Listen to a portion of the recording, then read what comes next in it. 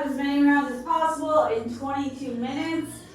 It's going to be 12 dead bugs, 12 Arnold presses, 12 goblet squats, and 30 toe taps or high knees, depending on what you guys got. So there's a few new movements today. So if you have any questions as we go through it, let me know. So let me move closer for the dead bug. So with the dead bug, let me take this off so you can see a little better. The dead bug is an ab workout. We want to look like a dead bug on a rack, right? But the important part is, a lot of times if we're loose, there's like going to be a hole right here. We want to make sure that we're pressing into the ground so there's no space here. So we're going to bring our hands and legs up, and we're going to basically go opposite arm, opposite leg, and we're just going to tap the heel on the ground. It should be a slow, precise movement so that we can really engage that core. It's not a fast, crazy thing. It's a slow movement as we really focus on engaging the core. So we can do that with or without a weight. So if we want to use a weight, we're not going to move our arms. We're just going to hold the weight upward and do the taps. And again, our shoulders are off the ground. This is going to allow us to push into there and really engage that core. So if we're just laying loose on the ground, you'll feel that hole a little bit more. So bringing those shoulders upward is going to help press that back into the ground and engage the core.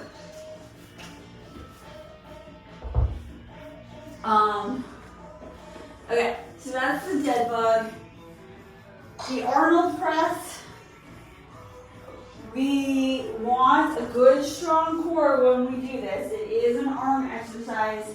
It requires 2 dumbbells, but if you only have one, you could do one at a time. So we're going to start in the front, and then we're going to twist up to the back. So our hands are facing inward, and then they're facing outward at the top.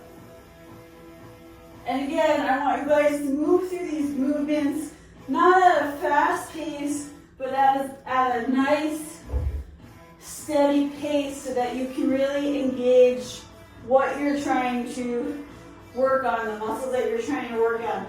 We want that tight core so we have a nice, stable platform to work with so that we can support that weight as we move it around.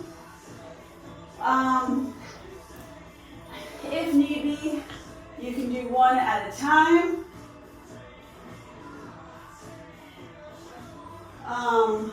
And that named after Arnold Schwarzenegger? I don't know. Probably. And then you can also do it with the band, but it's a little bit more awkward because you really have to work on controlling that band as you move it around, and obviously you're going to probably do one at a time there. Goblet squats, I think we're all familiar with. Big thing is keeping that chest upward. So we're never leaning forward. We want to keep our chest up. Again, gauging that core. Toes slightly pointed outward. Our knees are coming out, not forward, so that we can keep our feet flat on the ground. And we're going to basically, like you're sitting back on a chair, bring your butt back, straight up and down. And the goblet part is holding the weight. The weight should be against your chest, not out here. So keep that close.